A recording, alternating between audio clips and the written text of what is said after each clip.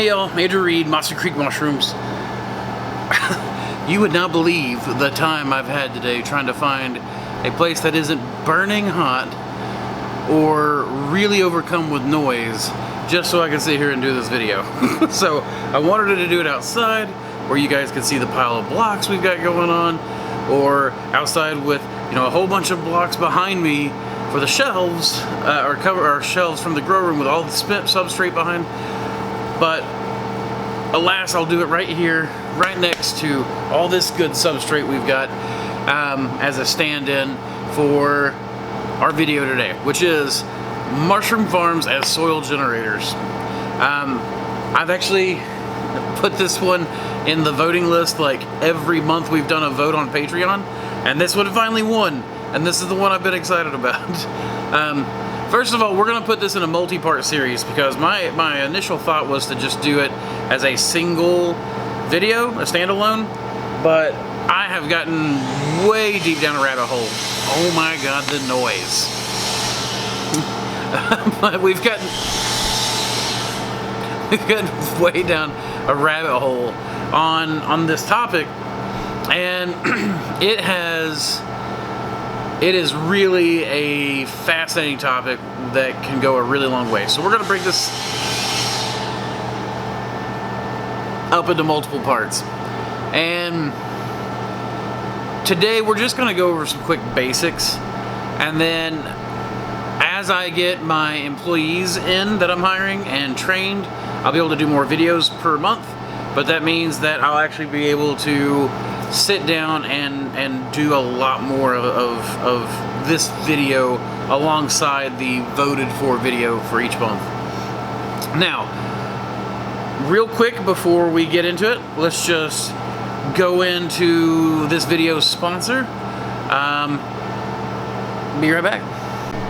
Haha, it's me. It's pretty much always me. I mean, it's not always me, but it's pretty much always me. Today, I want to announce the 3 new Hericium strains that we've released. We have the Tribbles strain in honor of Star Trek, also because the strain is so freaking productive that it's like introducing Tribbles to your starship there. Intsbeard, which has got some just really nice big teeth on it, and that's Intsbeard as in an int as in a tree people. And then last one, due to someone on Instagram, is Mossy's Mane. So there is now a Hericium strain named after my luxurious beard. And each one of these is super unique. They're all sister strains. Tribbles comes out, it's very dense, very compact, and tons and tons and tons of little teeth. Followed by Intsbeard, which is much chunkier, and it's got fewer but much larger, bigger teeth. And then Mossy's Mane, it just comes out all kinds of curly and woolly, and it is meaty. That strain is absolutely meaty. It's almost like you can see it. In fact, on the page, I've got it where I've split it open to clone. I shared those pictures on there so that you guys can kind of see the textures. And how the style of teeth works to really, how the style of teeth kind of shows the texture on the inside. But all 3 of these come from an experimental mating that I did between the Lion's Beard strain crossed with Bear's Head. And this is a little strange because this is the bear's head that a lot of people think is the Hericium americanum, and it may be Hericium americanum, and that may mean that the lion's beard, which is a lion's mane mushroom, it may be that lion's mane and the bear's head, the true Hericium americanum, can breed together and create hybrids, or it could be that the bear's head that's going around, that's known as an americanum strain, is actually just a strain of lion's mane named bear's head. Well, I'm hoping to get my collection completely barcoded, and we'll know more from there. But it's just very exciting. These 3 strains, this is the first in the line of my Hericium breeding trials, and these 3 just came out so unique I had to share them. Their technical names were, let's see, Tribbles is LBBH2, Innsbeard is LBBH3, and then the Mossy's Mane is LBBH4. That just stands for Lion's Beard, Bear's Head, 2, 3, 4, as in these are the strains. As I was plating them out, that was their codes that they got, right? Because obviously there's no real distinct features for me to put that name on. But those are released as of today, as of the release of this video. And I just wanted to share that with you guys. I think that it's super exciting to be able to, at least for me, to begin down this journey of becoming the Hericium King, of breeding multiple strains of Hericium. So, as excited as I am, let's get back to the video. Alright, welcome back, guys. I hope you liked today's sponsor. So,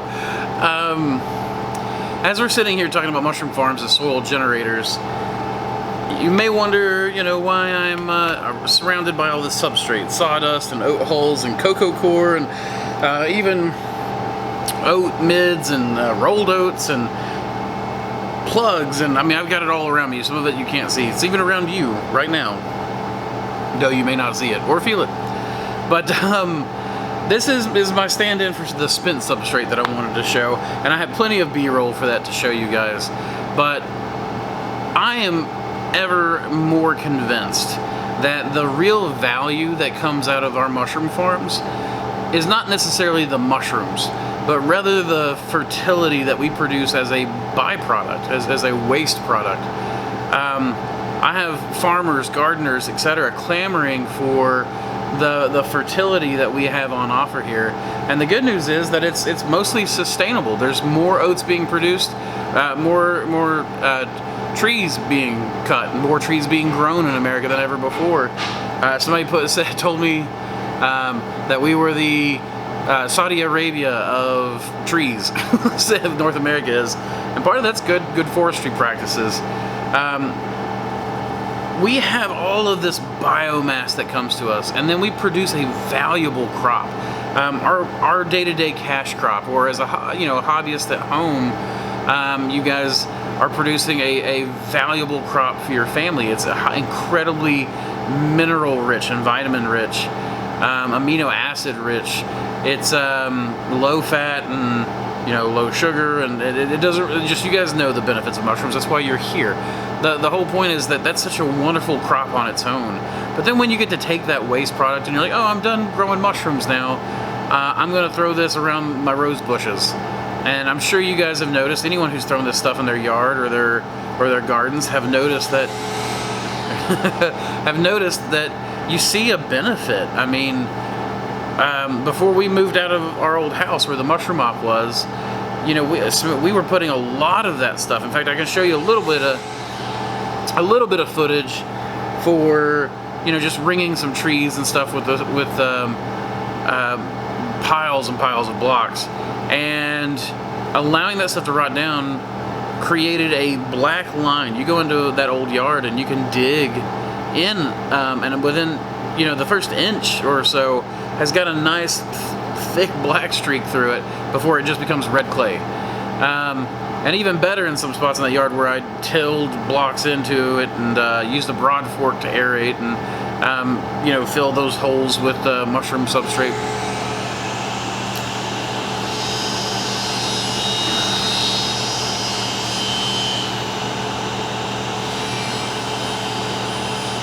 But the fertility just continues to climb as you don't even have to continue to add that material, right? Like, as that material sits, it's like a slow release fertilizer. It releases over time, and it's almost like for 2 or 3 years your garden just continues to grow in fertility. So much so that Samantha's garden became the wonder of the neighborhood, right? Like, it was just like a cottage garden with flowers stacked on flowers, and just that mushroom compost became the base for it. We had all the little old ladies in the neighborhood coming around asking Samantha why her roses were so big and her sunflowers so tall, and the garden could be planted just there was not a space for weeds to grow. You know, it was so compact and so heavily planted. And a lot of that was just the fertility of the soil and the water retention of the soil, which was improved by the spent mushroom substrate. Now, going into that, one of the things I want to discuss is what, you know, kind of is soil, what is it that goes into it. You can come out, Samantha. So what really makes that, you know, the garden so benefited by the mushroom substrate, it kind of goes against a little bit of what a lot of people are taught about soil science, where they're taught, you know, about NPK, nitrogen, was it nitrogen, oh my gosh, phosphorus and potassium. Oh my goodness, I even prepared for this video, if you believe it or not. But the availability of that stuff, if you go and do a soil test on our mushroom substrate, as I've actually had people do when they buy it from me, and they come back and they're like, there's no nutritive value in this, and I'm like, no, you're mistaken. You're not getting any water soluble, you know, NPK out of it, but what you are getting is something called organic matter. Organic matter is exactly what it sounds like. It's the stuff that is from the living things. For instance, what we're growing on is living stuff, or was living stuff at one time. And then we treat it with another living thing. That's the process that we use to get mushrooms, is we process our substrate with a mycelial mat to produce mushrooms. And that uses up some of the nutrients within these blocks, but as these blocks break down, they break down and slowly release all of this as they're broken down by, you know, secondary decomposers. So white rot fungus is a primary decomposer. It's taking that fresh material and it's breaking it down. I think I read somewhere that, you know, oyster mushrooms remove about 40% of lignin in about a 5-week time span off of their from their substrate. So that removal of lignin, which is a molecule that gives, you know, trees their woodiness, and plants, you know, basically the harder the plant, the more lignin it has. These white rot fungi can break that lignin down and then open that up, make it more bioavailable for secondary, tertiary decomposers. As these decomposers work on this, they slowly release and break down this material into nutrition for your plants. Your plants then, you know, have mycorrhizal fungi that also further break down this stuff and are able to uptake that and feed it to their plant partnerships. It's a beautiful cycle. If anyone ever reads Michael Phillips's Mycorrhizal Planet, he really goes into carbons and what types of carbons that go into soils and how that affects the carbon cycle, basically the nutrient flow. You have stuff like green carbon, think animal manures, kitchen scraps, things like that, things that go in like a household compost pile a lot of times. Brown carbon, which is what I would say we're adding, which is typically woody material, cellulosic material. So woody material, newspaper, cardboard, paper, etc. Things like that. And then you have black carbon, which would come in the form of charcoal, right? So in nature you would get this from lightning strikes in forests and whatnot. The grasslands burning, a forest fire, that kind of stuff. In agriculture, we often get this from a substance called biochar, which is thankfully seeing a surge in popularity. And we're going to go over biochar in this series. I've been playing around with that and how we bring biochar and make a mix of brown and black carbon. I'm having some fun with this. We'll also go into some animal partnerships, you know, the insect farming and whatnot, and how they can help us break this stuff down into soil that much faster and add to the fertility. We'll go into all of that as we go along. But really, just as a beginning video, I really just want to sing the virtues of the mushroom farm. I mean, not literally sing, don't worry, I'll save your ears.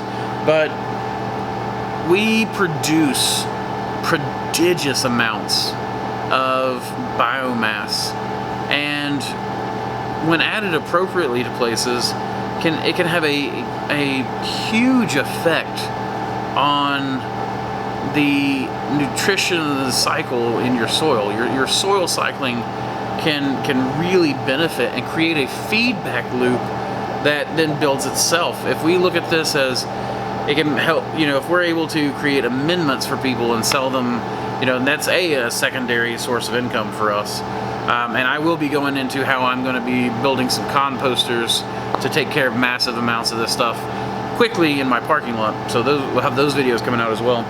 But you take the material we're producing and you add that with care and diligence to certain places, you can help kickstart these cycles, which then build a sustainable form of fertility and can really benefit the natural world, but also, the agricultural world, the human world. I mean, by benefiting the natural world, I believe we do benefit the human world, but by making our agricultural systems that much more productive, our gardens that much more beautiful, we're increasing the pleasure with which we live on this planet, and the sustainability with which we live on this planet.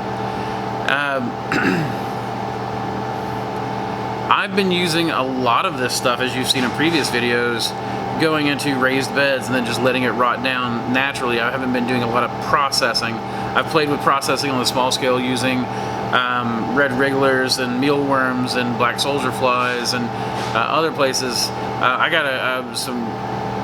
I've learned from publishing that stuff and you guys coming back to it with me, there's a lot of other cooler ways. Maybe I shouldn't say cooler ways, but there's a lot more ways to do this, and all of them are really cool. And hopefully I'll get to visit some of these places and show you guys how they're breaking down mushroom blocks. But excuse me.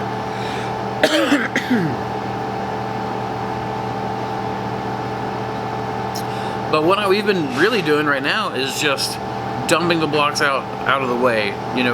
Sans plastic, without plastic, so that we're not creating a rat's nest. That's one of the big problems with mushroom farms, is that we're not always so diligent about taking care of our waste as we are in producing our crop. And having a big sticky pile of plastic and encapsulated substrate, which can go anaerobic really quickly, which is where the stink comes from, can really be a good way to be a bad neighbor and get yourself some attention you don't want to have, whether that be from code enforcement agents, whether that be from city officials, or just a neighbor who's tired of your dirty mushroom piles. And of course, if they see that pile, even if they're not smelling that pile, let's say an animal dies under their house, when they smell that stuff and they see that pile, they're just going to assume it's you. So the best thing to do is just to be a good neighbor where you clean up your piles. And one of the best ways to do it is just take the plastic off as quickly as you possibly can, let that material rot down to earth, and let it make some of the richest black garden amendment that you can possibly make. I've got some great, or I hope it's great, but I've got some good B-roll of, I'm doing tomatoes and peppers in 5-gallon buckets. We've got super sacks that Samantha filled full of blocks and have now rotted down to the point that super sacks are leaning all kinds of weird ways. Plastic tubs, the big animal trough, cattle troughs, full of blocks where we've just let that stuff rot down and then started planting things in it. It's naturally attracted worms and black soldier flies. If you look at this stuff on a microscopic level, it's crazy. The wood is so porous, which of course makes it a great microbial home for the microbes that are going to be living in your soil. And that's why we call it a living soil, but also in the partnerships with your plant roots. And when you look at this and then look at it through the microscope with the mycelium running through it, it is insane how much of that mycelium is just growing everywhere.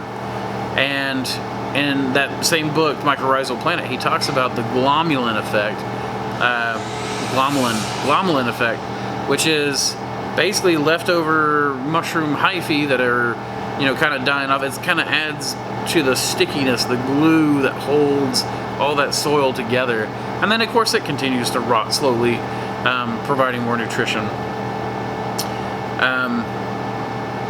I've got tomatoes and peppers growing in 5-gallon buckets, and they are doing phenomenal on just entirely spent mushroom substrate. Well, I'll take that back. Some of them added a little bit, rabbit manure to it, but I mean, they're growing fantastically. And then that same trough, I've got tomato bushes. I mean, they're just the tomatoes are so big. And they're starting to set fruit, which means tomatoes for me very, very, very soon, which excites me because that's my favorite garden vegetable besides peppers. It's just I want to encourage you guys to find ways to make use of these soil generators that we have. We have this ability to take in large amounts of biomass and produce a rich substrate for which the rest of the world can grow on. And I want you guys to think about this as a soil generator, as in something that, yes, we can have something to sell, or if you have other farm projects you can work on. I mean, this stuff could be great for microgreens. I mean, it's great for pretty much any sort of agriculture you want to do that's plant-based. You can sell this stuff. I really think that a garden amendment, just based on, you know, if you can, I've been selling just the spent substrate for people to put down, but I am now adding, you know, building and putting in composters, which will be one of the next videos, so that you guys can see what we're doing to rapidly decompose this stuff so we have another product to sell. And not only will that enrich you, but then that enriches your community as you're able to get that nutrition out to the rest of your community, your city, your town, your metro, or, you know, who knows, maybe you'll come up with some new form of terra preta and you're going to start exporting that shit around the world.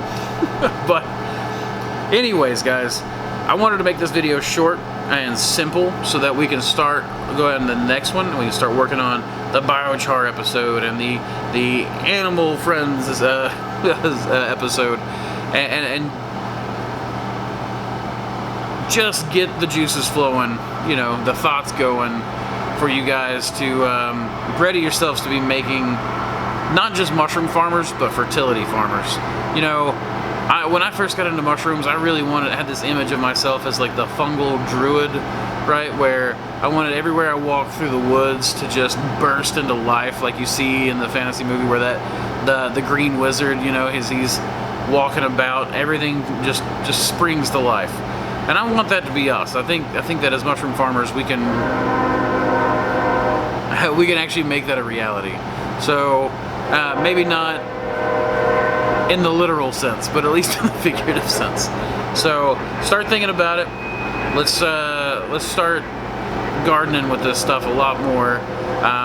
And please, down in the comments below, share what you're doing with your substrate. Give me more ideas for how we can work with this. And you know, if you guys have already made garden amendments you're selling, or if it's the mushroom substrate has been. In fact, I would like to know if the mushroom substrate just all of a sudden, you know, major gardens take off like crazy and you were surprised by it, or is this one of the reasons why you got into mushrooms in the first place was for that fertility cycle? So put that down in the comments below if you wouldn't mind. Hit that subscribe and like button if you enjoyed this. If you didn't like it, thank you for sticking with me for so long.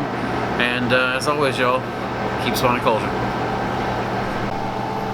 Welcome back, guys. So, I hope you liked that sponsor. As we're sitting here talking about mushroom farms as soil generators, oh my goodness, I'm sorry, guys. That was supposed to be silenced. Anyways, as we're sitting here talking about what to go and do.